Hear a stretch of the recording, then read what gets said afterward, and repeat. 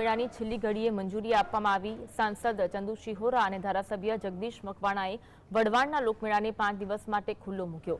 ધારાસભ્ય જગદીશ મકવાણાએ રાઇડ ધારકોને સૂચના આપતા જણાવ્યું, મેળામાં તમામ એસઓપીનું પાલન મેળાના રાઇડ ધારકોએ ફરજિયાત કરવું પડશે। તો આ મેળામાં આ વખતે 2 કરોડનો વીમો લેવામાં આવ્યો। જન્માષ્ટમીના આ વઢવાણના મેળામાં પૂજ્ય માધવેન્દ્ર પ્રસાદજીના હસ્તે આ મેળાનું ઓપનિંગ કરવામાં આવ્યું।